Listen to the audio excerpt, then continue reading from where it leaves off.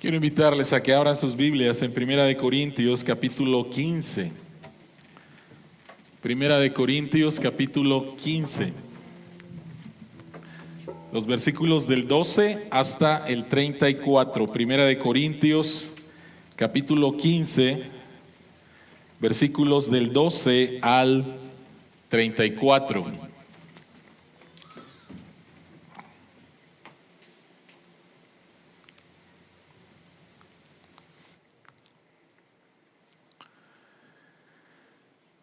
Esta es la palabra de Dios. Ahora bien, si se predica que Cristo ha sido levantado de entre los muertos, ¿cómo dicen algunos de ustedes que no hay resurrección? Si no hay resurrección, entonces ni siquiera Cristo ha resucitado. Y si Cristo no ha resucitado, nuestra predicación no sirve para nada, como tampoco la fe de ustedes. Aún más, resultaríamos falsos testigos de Dios por haber testificado que Dios resucitó a Cristo, lo cual no habría sucedido si en verdad los muertos no resucitan. Porque si los muertos no resucitan, tampoco Cristo ha resucitado. Y si Cristo no ha resucitado, la fe de ustedes es ilusoria y todavía están en sus pecados. En este caso, también están perdidos los que murieron en Cristo. Si la esperanza que tenemos en Cristo fuera solo para esta vida, seríamos los más desdichados de todos los mortales. Lo cierto es que Cristo ha sido levantado de entre los muertos, como primicias de los que murieron. De hecho, ya que la muerte vino por medio de un hombre, también por medio de un hombre viene la resurrección de los muertos.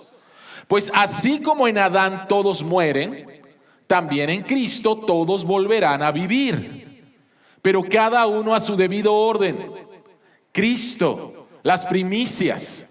Después, cuando Él venga, los que le pertenecen. Entonces vendrá el fin, cuando Él entregue el reino a Dios el Padre, luego de destruir todo dominio, autoridad y poder. Porque es necesario que Cristo reine hasta poner a todos sus enemigos debajo de sus pies. El último enemigo que será destruido es la muerte. Pues Dios ha sometido todo a su dominio. Al decir que todo ha quedado sometido a su dominio, es claro que no se incluye a Dios mismo, quien todo lo sometió a Cristo. Y cuando todo le sea sometido, entonces el Hijo mismo se someterá a aquel que le sometió todo, para que Dios sea todo en todos. Si no hay resurrección, ¿qué sacan los que se bautizan por los muertos? Si en definitiva los muertos no resucitan, ¿por qué se bautizan por ellos? Y nosotros, ¿por qué nos exponemos al peligro a todas horas? Que cada día muero, hermanos. Es tan cierto como el orgullo que siento por ustedes en Cristo Jesús nuestro Señor. ¿Qué he ganado si solo por motivos humanos en Éfeso luché contra las fieras? Si los muertos no resucitan, comamos y bebamos que mañana moriremos. No se dejen engañar. Las malas compañías corrompen las buenas costumbres. Vuelvan a su sano juicio, como conviene, y dejen de pecar. En efecto, hay algunos de ustedes que no tienen conocimiento de Dios. Para vergüenza de ustedes lo digo. Para vergüenza de ustedes lo digo. Oremos. Señor que estás en los cielos, abre nuestros ojos en esta mañana de resurrección para ver las maravillas que hay en tu ley. Y que tu Espíritu Santo, quien levantó de los muertos a Cristo, nos guíe a toda la verdad del Evangelio y le aplique a nuestros corazones y seamos transformados. En el nombre de Jesús. Amén. Por favor, ¿pudieran ayudarme a prender las luces de este lado? Muchas gracias. Durante el tiempo de la esclavitud en los Estados Unidos, hubo un hombre blanco, un dueño de una hacienda con muchos esclavos.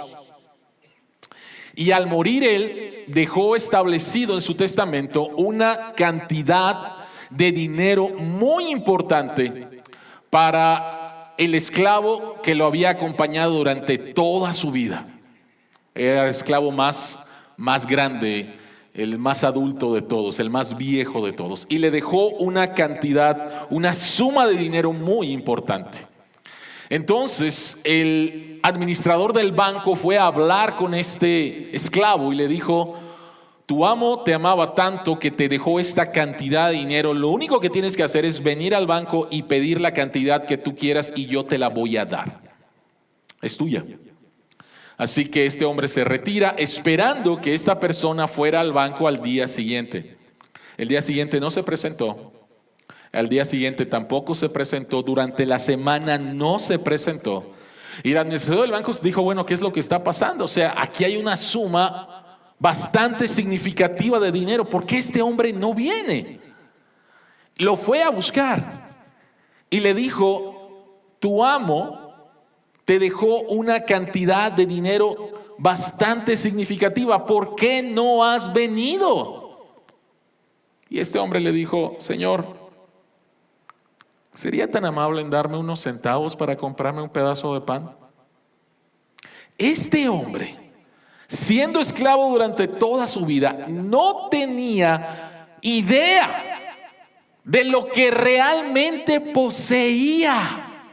No tenía idea de lo que poseía y seguía viviendo de manera pobre, pensando en un pedazo de pan, teniendo hambre, cuando tenía una riqueza en el banco. El apóstol Pablo en este pasaje nos va a decir: iglesia, ustedes no tienen idea de qué es lo que tienen por causa de la resurrección de Jesucristo. Quiero que noten el versículo 34 ahí en pantalla. El apóstol Pablo les está diciendo: vuelvan a su sano juicio.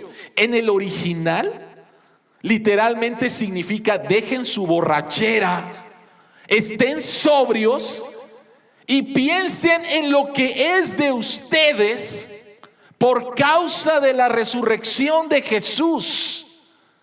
¿Tú sabes? ¿Sabes qué es lo que tienes por causa de la resurrección de Jesucristo? La pregunta que queremos contestar en esta mañana es: ¿por qué Jesús resucitó de entre los muertos? Para entonces saber qué es lo que es nuestro y esto pueda transformar nuestras vidas. ¿Por qué Jesús resucitó de entre los muertos? Si tienes ahí tu bosquejo, son 3 cosas. Número 1, Jesucristo resucitó de entre los muertos, número 1, para vencer tu pecado. Número 2, para vencer la maldad. Y número 3, para vencer la desesperación. ¿Por qué resucitó Jesús? Para vencer tu pecado, para vencer la maldad, la muerte, y para vencer la desesperación. Así que vayamos al punto número 1. Jesucristo resucitó para vencer tu pecado. Ahora, si ustedes notaron en la lectura, hay una cosa bastante rara. Pablo le está escribiendo a la iglesia que él fundó en la ciudad de Corinto, mas sin embargo parece que los corintios no creen en la resurrección. ¿Qué es lo que está pasando? ¿Qué es lo que está pasando? Noten por favor el versículo 12. Algunos de ustedes, ¿cómo dicen algunos de ustedes que no hay resurrección? Si no hay resurrección, entonces ni siquiera Cristo ha resucitado. Y esto lo repite, y si no hay resurrección, lo repite 7 veces en el texto. Y la pregunta: ¿cómo es posible que una iglesia que se dice cristiana no crea en la resurrección de Jesús? ¿Cómo es posible? ¿Cómo es posible? Es posible cuando la cultura dicta lo que la iglesia debe de creer. Eso es lo que hemos estado hablando en toda la serie de Primera de Corintios. Una comunidad moldeada por el evangelio. El problema en la iglesia en Corinto es que era una iglesia moldeada por la cultura. En lugar de ser moldeada por el evangelio, estaba siendo moldeada por la cultura. Ahora, ¿qué es lo que enseñaba la cultura de Corinto? Por lo tanto, no creían en una resurrección corporal, Si sabes algo acerca de la filosofía griega, ellos enseñan que el ser humano es una dicotomía, una parte espiritual buena y una parte física del cuerpo que no es buena, ¿sí? Entonces, tu cuerpo, en la mentalidad de ellos, es la cárcel de tu alma. Y lo mejor que le puede pasar a tu alma es que sea liberada de tu cuerpo. Esa era la mentalidad, esa era la enseñanza. Si ustedes recuerdan, cuando Pablo está en la ciudad de Atenas y está en el Areópago y está predicando a Jesús y todo iba bastante bien, y cuando Pablo dice la resurrección, todo su público, está loco este hombre. O sea, para la cultura de ese tiempo, el decir que el alma va a regresar al cuerpo simplemente no tiene sentido. No tiene sentido. El cuerpo es malo, el cuerpo es corrupto, que el cuerpo se pudra en la tumba. No hay ningún problema con eso. Lo más importante es el alma. Así que los corintios creían en una resurrección espiritual, pero no en una resurrección corporal. Y si ustedes notan en 1 Corintios capítulo 15, este mismo capítulo, pero de los versículos 3 al 8, Pablo pone énfasis en la resurrección corporal. Él dice, este es mi evangelio, que Jesucristo murió en una cruz conforme a las escrituras, que fue sepultado y que resucitó al tercer día conforme a las escrituras. Y se le apareció, y se le apareció, y se le apareció a más de 500 y al final a mí. Él hace un énfasis con respecto a la resurrección corporal de Jesús, porque algunos no lo creían por lo que la cultura les estaba enseñando. Ahora, si Jesucristo no resucitó corporalmente, hay una serie de problemas, hay una serie de consecuencias como esta, la primera. Versículo 14, y si Cristo no ha resucitado, nuestra predicación no sirve para nada, como tampoco la fe de ustedes. Entonces, la primera consecuencia, si Jesucristo no resucitó corporalmente, señores, ¿por qué se levantaron a las 7 de la mañana, a las 6 de la mañana, a las 5 de la mañana el día de hoy? O sea, ¿por qué? No sirve. El cristianismo es simplemente una más de las religiones hechas por el hombre. No es diferente a ninguna filosofía o religión en el mundo. Sería una construcción social humana. Punto y se acabó. Esa es la primera consecuencia. Si Jesucristo no resucitó, señores, el cristianismo no hay ninguna diferencia con ninguna otra religión. ¿Sí? ¿Cuál sería la segunda consecuencia? La segunda consecuencia la encontramos en el versículo 15. Pablo dice, aún más, resultaríamos falsos testigos de Dios por haber testificado que Dios resucitó a Cristo, lo cual no habría sucedido si en verdad los muertos no resucitan. Si no hay resurrección, todos los fundadores del cristianismo serían simplemente unos grandes mentirosos y las personas más tontas que han vivido. ¿Por qué? Porque la historia dice que todos los apóstoles fueron mártires. Al apóstol Pablo fue mártir en Roma. Alguien puede morir por lo que cree que es la verdad. Eso lo sabemos. O sea, hay gente que ha muerto por sus ideales.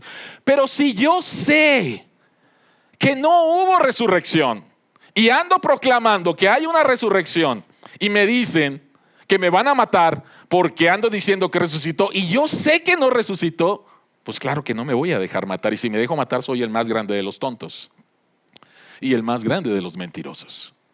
Tercera consecuencia, versículo 18. En este caso también están perdidos los que murieron en Cristo.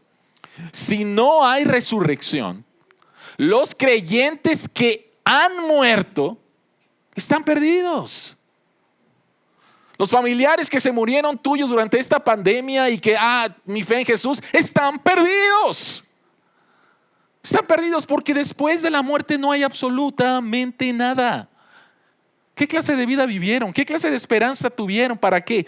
¿Para que al final no haya nada? Si no hay resurrección, no hay esperanza para los que murieron en Cristo, dice Pablo. Cuarta consecuencia, versículo 17. Y si Cristo no ha resucitado, la fe de ustedes es ilusoria y todavía están en sus pecados. Quiero que noten, por favor, lo que dice ahí, fe ilusoria. En el original es algo vano, es algo hueco, es algo que no sirve absolutamente para nada. Si Jesucristo no resucitó, todavía todos nosotros estamos en nuestros pecados. La vergüenza de lo que tú creíste que ya no, todavía, ¿sí? Porque no es cierto que has sido perdonado. Tu fe no tiene uso. ¿Por qué? Porque la fe es el instrumento que te conecta a Jesús. La fe sola no te salva. El objeto de tu fe es lo que te salva. No importa la cantidad de fe que tú tengas.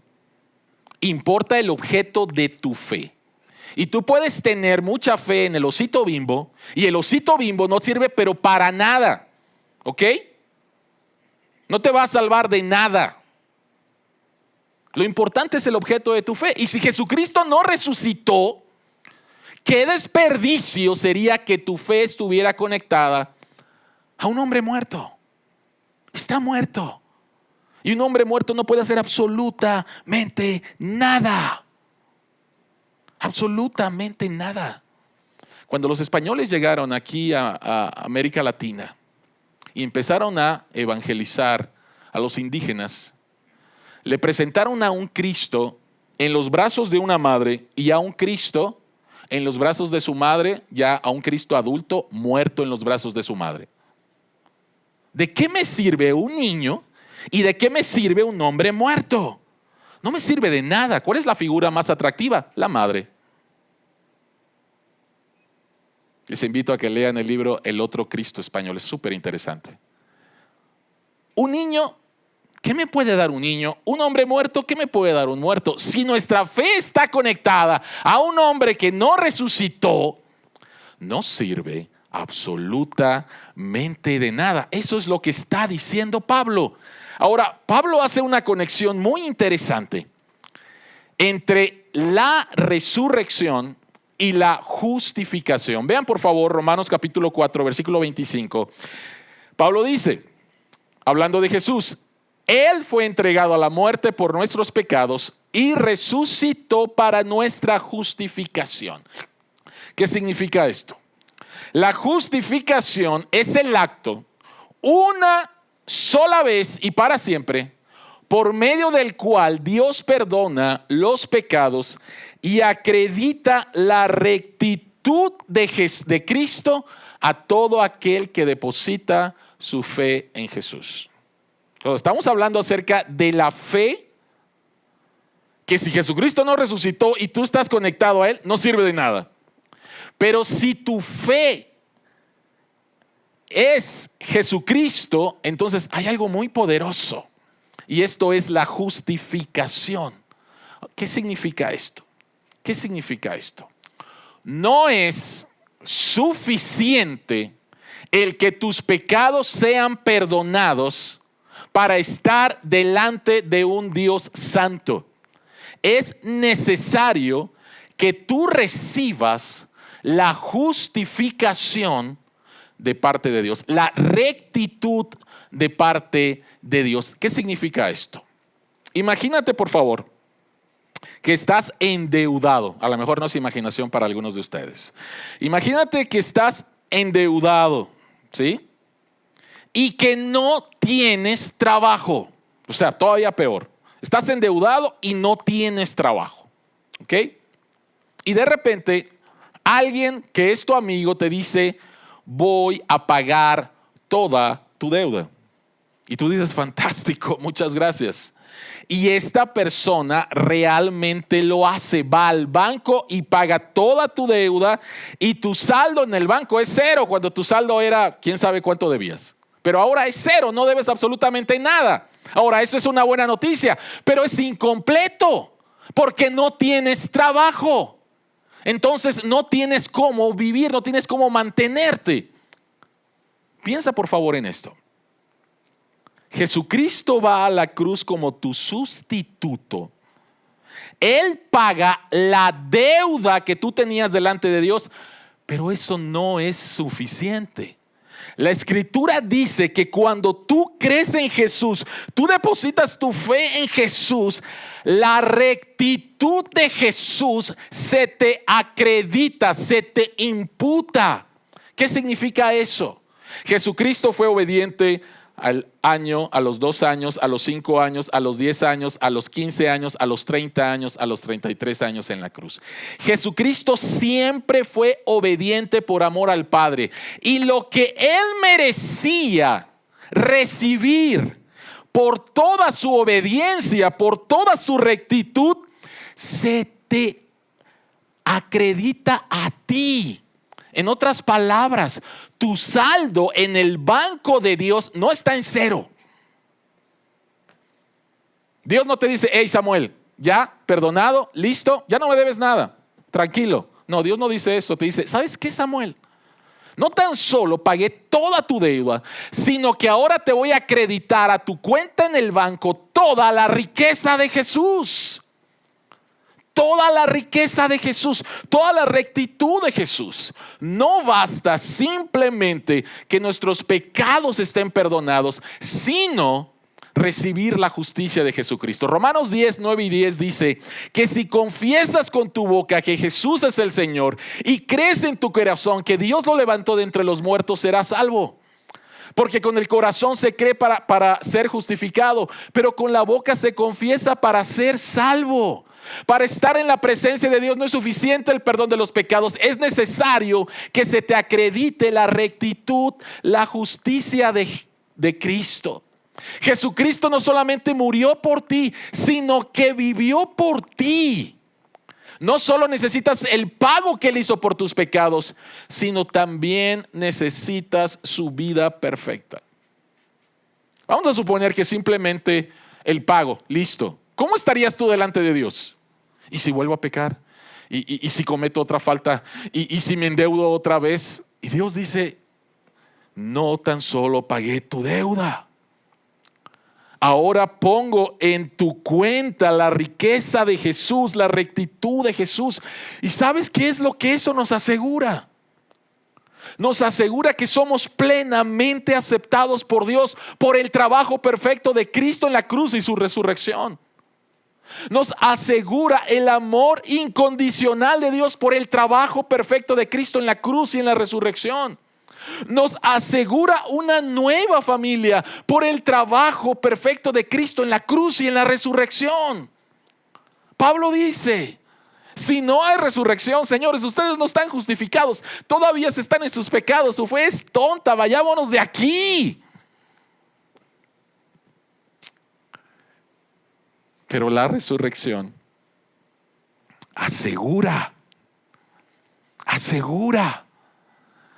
nuestra justificación delante de Dios. No tan solo mis pecados perdonados, sino he recibido la rectitud de Cristo en mi vida, su justicia. Y este es un evangelio que hace falta predicar en la iglesia y hace falta que creamos.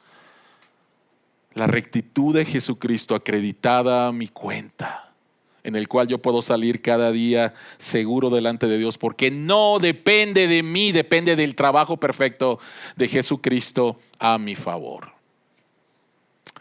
¿Por qué Jesucristo resucitó de entre los muertos? Número 1, para vencer tu pecado. Pero número 2, para vencer el mal. Para vencer el mal. Dice el versículo 20. Lo cierto es que Cristo ha sido levantado de entre los muertos como primicias de los que murieron. ¿Qué son las primicias? ¿Qué son las primicias? Las primicias son los primeros frutos que apuntan a que van a venir más y más frutos. La resurrección de Cristo es la primicia de algo que va a venir mucho más abundante.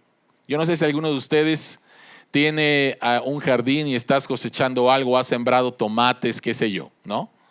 Y de repente por fin se te da tu primer tomate, ¿no? Y vas y con mucho orgullo lo ves rojo, firme. Bueno, ese primer tomate es la primicia que apunta a que van a venir más tomates. ¿Por qué esto es importante? ¿Por qué Jesucristo resucitó de entre los muertos para vencer el mal? Y Pablo está diciendo aquí que Jesucristo es la primicia. ¿Por qué Pablo está diciendo esto?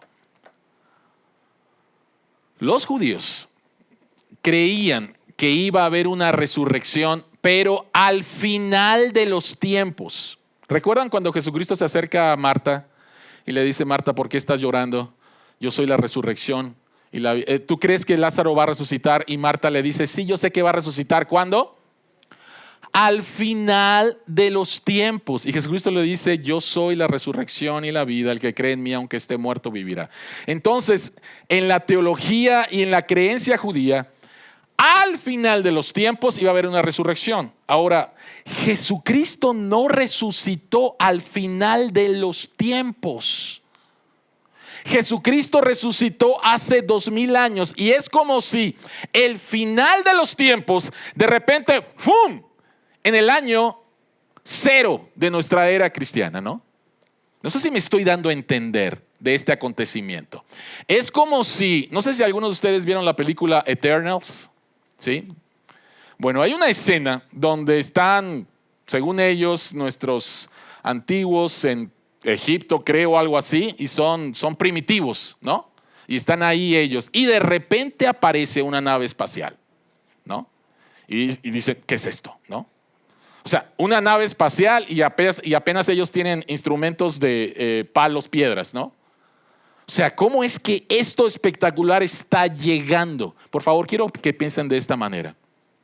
Lo que ellos pensaban que iba a suceder en el final de los tiempos, ¡fum!, aparece. Hace 2000 años, Cristo resucita con un cuerpo que ya no puede ser afectado por la muerte. Cristo aparece con un cuerpo que puede comer, pero no es necesario que coma para subsistir. Cristo aparece con un cuerpo que no está limitado por 4 paredes. Él puede aparecer y desaparecer. Lo increíble de los últimos tiempos, de repente aparece. Todos nosotros estamos fascinados, el mundo está fascinado con la idea del final de los tiempos, del apocalipsis y todo esto. Películas las hay por todos lados, películas del apocalipsis y películas post-apocalípticas que sinceramente son súper deprimentes, ¿sí? Pero al pensar en que la resurrección de Jesucristo es la primicia de lo que va a venir, te voy a dar una probadita de lo que va a venir. Entonces, la resurrección de Jesucristo fue apocalíptica. Cuando salió de la tumba, pasó algo significativo. La nueva creación abrió camino. La primicia de la resurrección de Cristo anuncia que un día habrá muchas resurrecciones.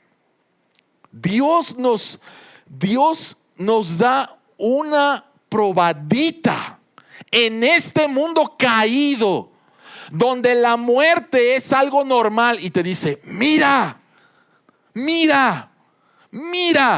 la muerte ha sido vencida y un día será completamente vencida. Entonces, la resurrección de Jesucristo es la primicia del nuevo mundo. Este mundo caído, este mundo afectado, ha sido invadido por el nuevo mundo, por la nueva creación, por la resurrección de Jesucristo. ¿Cuál es nuestro papel en todo esto? ¿Cuál es nuestro papel en todo esto?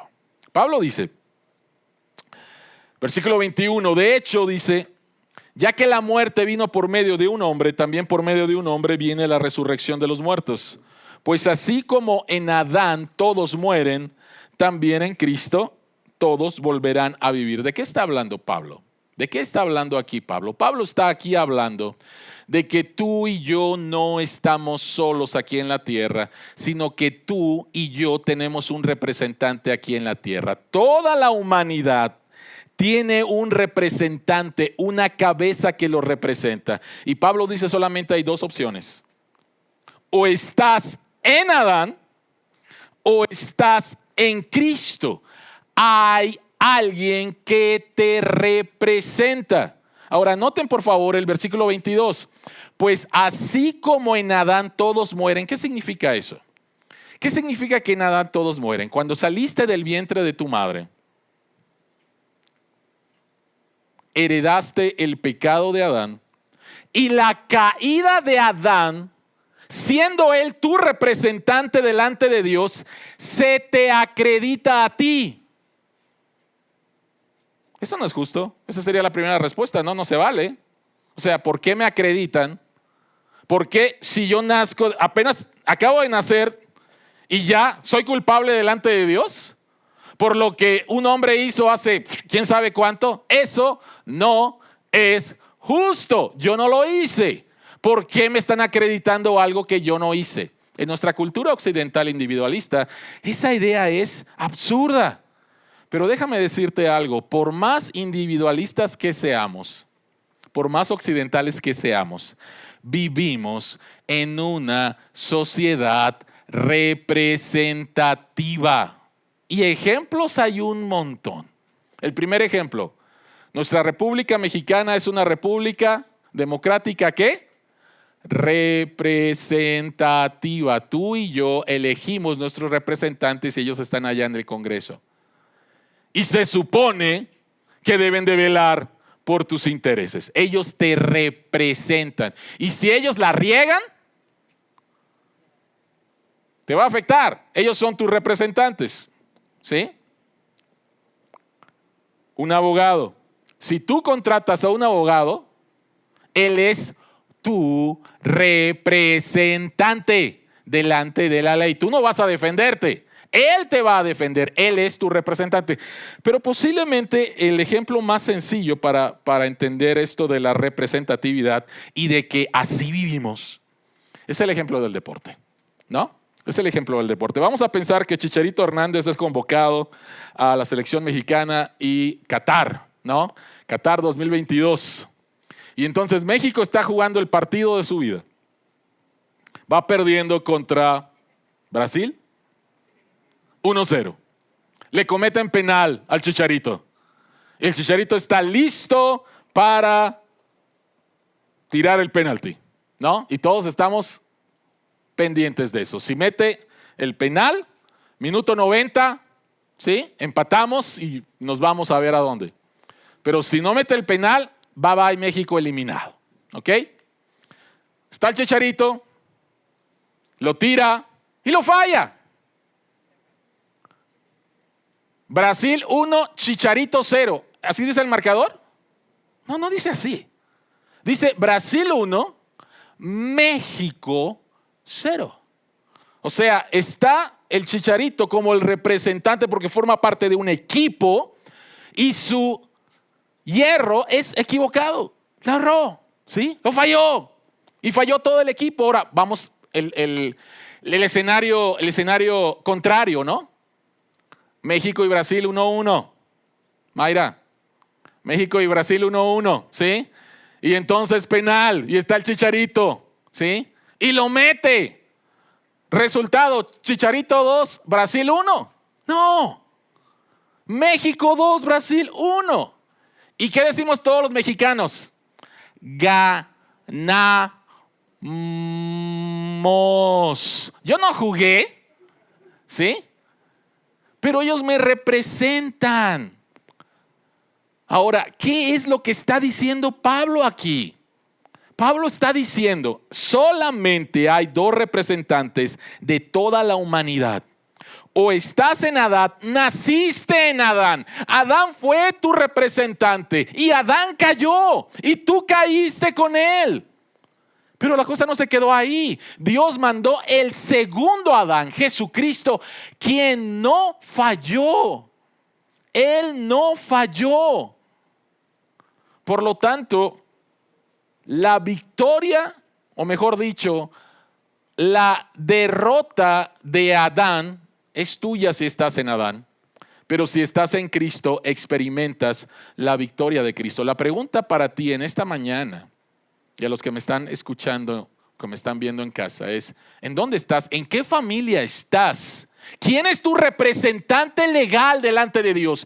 Si todavía estás en Adán, compartes y experimentas su derrota. Pero si por la gracia de Dios has entendido el mensaje de salvación y te has arrepentido de tus pecados y has depositado tu fe en Jesucristo, entonces su victoria es tu victoria. Él es tu representante. Él es tu representante. Déjenme decirlo rápidamente de otra manera. David y Goliat. Creo que todos conocemos la historia de David y Goliat, ¿no? David enfrentándose a un gigante filisteo 3 metros de alto, ¿no? 3 metros de altura, perdón. Y ahí está David. Y la interpretación popular de ese texto, ¿cuál es? Sé como David, vence a tus gigantes. ¿Sabes qué? Eso no es cierto. Eso no es lo que enseña el texto. David no es con quien tú te debes de identificar. Con quien te debes de identificar en primer lugar es con el pueblo de Israel muerto de miedo. Ellos están muertos de miedo. Y entonces aparece David como el ungido de Dios. La palabra ungido significa Mesías, Cristo. Él fue ungido como rey. Y se aparece David como el ungido de Dios y vence al enemigo de Dios. Y entonces la victoria de David como el representante de Israel es la victoria de Israel. Y los israelitas salen y vencen a los enemigos de Dios. Jesucristo como nuestro representante, como el ungido de Dios, va a la cruz y derrota en la cruz al pecado, a Satanás y a la muerte. Y su victoria es entonces ahora mi victoria. Él es mi representante.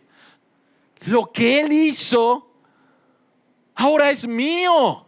Y puedo disfrutar de lo que Él hizo a mi favor. No sé cuántos de ustedes al principio de este año, estamos ya en abril, pero a principios de este año dijeron: no, este año va a ser un año de paz. Me voy a esforzar en mantener la paz. O este año va a ser un año de gozo. Ha habido ya mucha tristeza. Me voy a esforzar en tener gozo. Pero déjame decirte algo. Si tienes esa perspectiva, es equivocada. Porque estás diciendo que tú vas a producir paz, que tú vas a producir gozo, que tú vas. No, y no debe de ser así. Cuando tú entiendes y experimentas lo que tu representante hizo por ti, entonces, Señor Jesucristo, permíteme experimentar la paz que tú compraste por mí. Jesucristo, permíteme experimentar el gozo que tú compraste por mí. Jesucristo, permíteme experimentar la sabiduría que tú compraste por mí. Jesucristo, permíteme experimentar la esperanza que hay en ti. Entonces no es en ti, no eres tú quien produce, es Jesucristo quien produce a través de ti. Él es tu representante y su victoria es tu victoria por causa de la resurrección. Pero esta victoria la podemos experimentar plenamente cuando Él venga. Versículo 24, el apóstol Pablo dice: entonces vendrá el fin, cuando Él entregue el reino a Dios el Padre, luego de destruir todo dominio, autoridad y poder. Porque es necesario que Cristo reine hasta poner a todos sus enemigos debajo de sus pies. Y el último enemigo que será destruido será la muerte. Pensamos en el diablo como nuestro enemigo, pensamos en el pecado como nuestro enemigo. No sé qué tanto piensas en la muerte como tu enemigo. Y yo creo que 2 años de pandemia nos ha hecho muy conscientes de la muerte como un enemigo. Pero sabes, por causa de la cultura en ese tiempo, ellos no veían a la muerte como un enemigo. Ellos no veían a la muerte como un enemigo. O sea, que mi cuerpo, cuando se tenga que morir, se muera, punto y se acabó, para que sea liberada mi alma. Entonces, no veían a la muerte necesariamente como un enemigo, sino como la liberación de mi alma, de algo bueno. Espiritualmente voy a estar mejor. Por lo tanto, si quiero vencer el mal, necesito ser más espiritual y menos humano.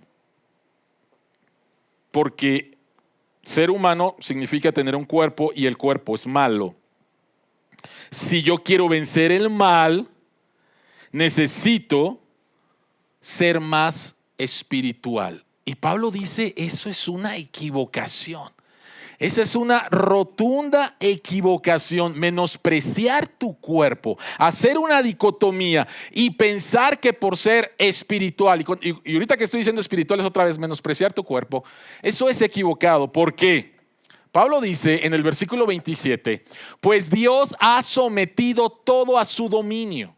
Pablo está citando el Salmo 8:6. Pablo está diciendo que cuando Dios creó al hombre, antes de la caída, Dios le dio al hombre y a la mujer el dominio sobre la creación para que pudieran desarrollar la creación. Entró el pecado y esto fue un completo caos. Pero Pablo dice ahora que Jesús es el nuevo Adán que vino a cumplir lo que se le pidió hacer a la humanidad en Génesis 1 y 2. En otras palabras, el cristianismo, la resurrección de Jesús, te hace más humano, no menos humano. Te hace estar y entender el diseño original de Dios. Dios nos creó como una unidad, cuerpo y alma. Y no es que el cuerpo sea más bueno o el alma sea menos buena o viceversa. No, como una unidad. Y Dios dijo, esto es bueno. Nuestro cuerpo es bueno. Nuestro espíritu es bueno. No hay una parte mejor o peor.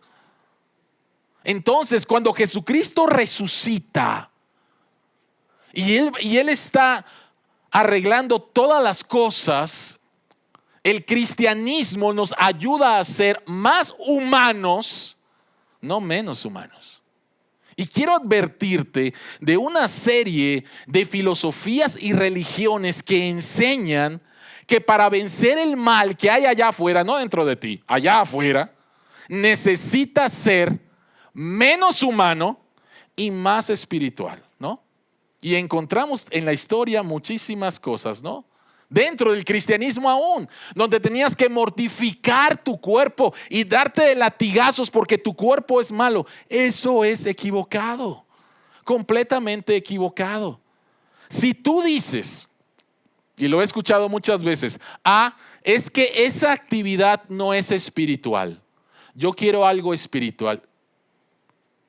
Jugar fútbol no es espiritual, eso es carnal. O sea, si yo juego fútbol, dejo mi espíritu colgado quién sabe en dónde y ando solamente en mi cuerpo, ¿o qué? O sea, eso es equivocado. Menospreciar tu cuerpo porque piensas que eso es carnal, es equivocado. Y déjame decirte otra vez de una serie de filosofías que no son religiosas, pero que sí atentan contra nuestro cuerpo, la ideología de género. Yo puedo, lo más importante es lo que hay adentro, mi persona, cómo yo me identifico. Mi cuerpo lo puedo mutilar a lo que yo creo que yo soy. Porque lo que yo creo que yo soy, lo interior, eso es lo importante. Lo exterior no es lo importante. Nací en un cuerpo que no soy yo. La Biblia dice eso no es cierto. El aborto. Sí, lo que nació es un ser humano, pero no es una persona. Y como no es una persona, sí tiene un cuerpo y obvio es un ser humano, pero no es una persona. Pues lo podemos matar, ¿cuál es el problema? Entonces, la resurrección apunta a la importancia de nuestro cuerpo delante de Dios y a esta unidad. Para vencer el mal, somos llamados no a ser menos humanos y más espirituales, todo lo contrario. Entender lo que es verdaderamente ser un humano, esta unidad que Dios creó, y no menospreciar nuestro cuerpo. Porque nuestro cuerpo va a ser glorificado y resucitado por causa de lo que Jesucristo hizo. Entonces, ¿por qué Jesucristo resucitó? Número 1, para vencer nuestros pecados. Número 2, para vencer a la muerte. Pero número 3, para vencer la desesperación. Para vencer la desesperación. Lo contrario de la desesperación es la esperanza. Lo contrario de la desesperación es la esperanza. Y Pablo nos va a enseñar aquí 2 clases de esperanza. La primera es la esperanza frente a la muerte. La esperanza frente a la muerte. Versículo 29, este es uno de los versículos más difíciles de todas las escrituras de interpretar. Versículo 29, si no hay resurrección, ¿qué sacan los que se bautizan por los muertos? Si en definitiva los muertos no resucitan, ¿por qué se bautizan por ellos? ¿Qué significa qué sacan los que se bautizan por los muertos? La iglesia de Jesucristo de los santos de los últimos días, o sea, los mormones, ellos practican esto. Ellos andan buscando tus antepasados y en una práctica dentro de un templo se bautizan en el nombre de los muertos y dicen que se les ha aparecido y les dicen gracias que te bautizaste en mi nombre. O sea, espiritismo. ¿Ok? Ahora, esto no es lo que enseña este pasaje. Y es el único pasaje que menciona esto y por lo tanto debemos de tener mucho cuidado. ¿Qué significa este pasaje? Creo que la interpretación correcta en el contexto de Corintios, en el contexto de la resurrección y en el contexto general de las Escrituras es el siguiente. Había personas en la iglesia en Corinto que murieron de una manera tan increíble poniendo su fe en Jesucristo que personas que no eran creyentes fueron impactadas por la manera en la cual murieron estas personas. Ahora, lo que estoy diciendo es histórico. Los cristianos que fueron llevados como un espectáculo al Coliseo en Roma y sacaban los leones y los ataban en postes y los llenaban de brea y les prendían fuego. Y estos hombres y mujeres cantando. Y estos hombres y mujeres orando y siendo devorados por las fieras y siendo quemados. Y en lugar de que mucha gente se quedó, ¿cómo es posible? ¿Cómo es que pueden morir de esta manera? Yo quiero saber quién es su Dios. Yo quiero saber quién es Jesús. Y por causa de la manera en la cual ellos murieron, muchas personas fueron convertidas. Ahora, lo que Pablo está diciendo es, si tú crees que no hay resurrección, o sea, tú te convertiste al ver la muerte de un cristiano de esa manera gloriosa, porque este cristiano creía en la resurrección. Pero si no hay resurrección, entonces bautizarte no tiene sentido. No tiene sentido, absolutamente ningún sentido. Y después Pablo dice que cada día muero, hermanos. Es tan cierto como el orgullo que siento por ustedes en Cristo Jesús nuestro Señor. ¿Qué he ganado si solo por motivos humanos en Éfeso luché contra las fieras? Pablo está diciendo, si no hay resurrección, ¿por qué querría arriesgar mi vida? O sea, si esta es la única vida, ¿por qué voy a arriesgar mi vida? Lo que más quiero es mantener mi vida. Pero si hay una resurrección, no me importa que me echen a las fieras. Si hay una resurrección, no importa la manera en que voy a morir. Quiero seguir testificando de Jesús. Porque la resurrección de Jesús me da esperanza de vencer a la muerte. Las buenas noticias del Evangelio son que Cristo ha vencido a la muerte. Su resurrección es la evidencia. Su victoria es nuestra victoria. Y si estás en Cristo, puedes enfrentar a la muerte con confianza porque sabes que vas a resucitar. La segunda esperanza de la cual habla Pablo es la esperanza frente a las dificultades. Pablo dice, si los muertos no resucitan, comamos y bebamos, que mañana moriremos. Ahora, esa frase, comamos y bebamos, que mañana moriremos, es una cita de Isaías 22:13. Isaías 22:13, el contexto es el siguiente. El pueblo de Israel está siendo invadido, está completamente derrotado, totalmente derrotado. No hay para dónde ir, ¿sí? Y ellos no están buscando a Dios, ¿ok? No hay para dónde ir. Las circunstancias son completamente adversas. Y entonces, todo es adverso. Ok, listo, comamos y bebamos que mañana vamos a morir. Completamente derrotado. Completamente derrotado. No hay esperanza. Por lo tanto, no importa qué hagamos, órale, vamos a morir. Pablo dice, esto no puede ser. Esto no puede ser. No puedes tener esa actitud. Y tú y yo hemos vivido situaciones en las cuales decimos, ¿cómo voy a salir de esta? A lo mejor estás ahorita en una situación en la cual no tienes esperanza. Y cuando no tienes esperanza, una botella no es problema, 2 no es problema, 3 no es problema. Sí, al cabo, ¿qué importa? Me voy a morir, estoy derrotado, no puedo pagar, ya me cacharon, etcétera, etcétera. ¿Qué importa? Y Pablo dice, eso no puede ser.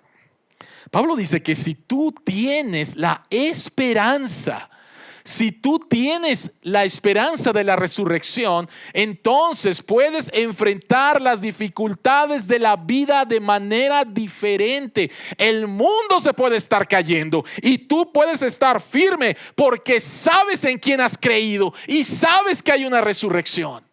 Eso es lo que está diciendo Pablo. Pablo dice, no se dejen engañar. Las malas compañías corrompen las buenas costumbres. Vuelvan a su sano juicio.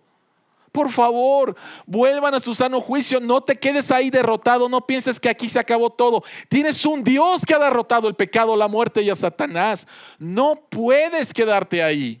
Y Pablo termina diciendo, en efecto, hay algunos de ustedes que no tienen conocimiento de Dios. ¿Por qué Pablo dice eso a la iglesia? Le está escribiendo a la iglesia. Hay una grande diferencia, y hemos hablado acerca de esto, entre saber de Dios y conocer a Dios. Y yo creo que esto es el problema no tan solo de muchos cristianos, sino especialmente de hijos de cristianos. Han crecido en la iglesia, conocen todas las historias de la Biblia. Papi, ¿para qué me llevas a la iglesia si ya lo sé todo? Sí, posiblemente sí lo sabes todo. Bueno, estoy seguro que no lo sabes todo, pero posiblemente sí te sabes todo. Pero ¿sabes qué? No conoces a Dios. No conoces a Dios. No conoces a Dios. No lo conoces. Pablo dice en Filipenses, oro para conocer a Dios y experimentar el poder de su resurrección, el cual transforma mi vida. Cuando la Biblia habla acerca de conocimiento, habla acerca de experiencia. Y lo que les está diciendo aquí Pablo a estas personas, les está diciendo, señores, ustedes dicen que conocen de Dios. Yo les digo que ustedes no conocen de Dios.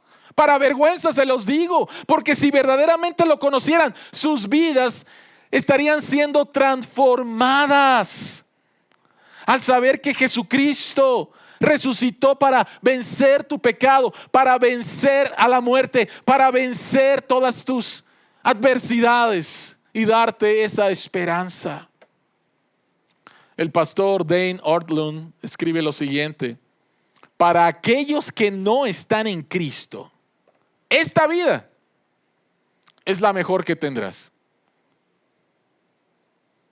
Y quién sabe cómo es tu vida. Pero ¿sabes qué? Esto es lo mejor que vas a tener. Pero para aquellos que están en Cristo, esta vida es lo peor que vas a vivir. ¿Se entiende? Esta vida, si tú eres cristiano, hay cosas buenas que te van a pasar, pero hay cosas muy malas que pueden pasar porque vivimos en un mundo caído. Pero ¿sabes qué? Eso es lo peor que puedes vivir, porque lo que viene no se puede comparar. No se puede comparar. No se puede comparar cosa que ojo no vio, ni oído oyó, ni ha subido en el corazón del hombre. Es lo que Dios tiene preparado para todos aquellos que le aman. La resurrección de Jesucristo es la evidencia de que todo lo que Dios dice es cierto. Y es lo que Dios nos dice es verdadero, y esto puede transformar tu vida. ¿Por qué resucitó Cristo? Para vencer a la muerte, para vencer tus pecados y para vencer tu desesperación. Oremos, iglesia. Señor que estás en los cielos, te damos las gracias por la resurrección de Jesús. Te damos las gracias porque este mundo será transformado. Te damos las gracias porque la muerte que se coló por el pecado del hombre será vencida. Te damos las gracias, Señor, porque habrá un día en el cual no habrá llanto más, no habrá dolor más, no habrá miseria. Te veremos cara a cara, veremos tu cuerpo, Jesús. Y cantaremos, Señor, por toda la eternidad y seguiremos, Señor, conociéndote a ti. Padre que estás en los cielos, te rogamos en el nombre de Jesucristo que nos ayudes a seguir entendiendo y experimentando el poder de la resurrección. En Jesucristo oramos. Amén.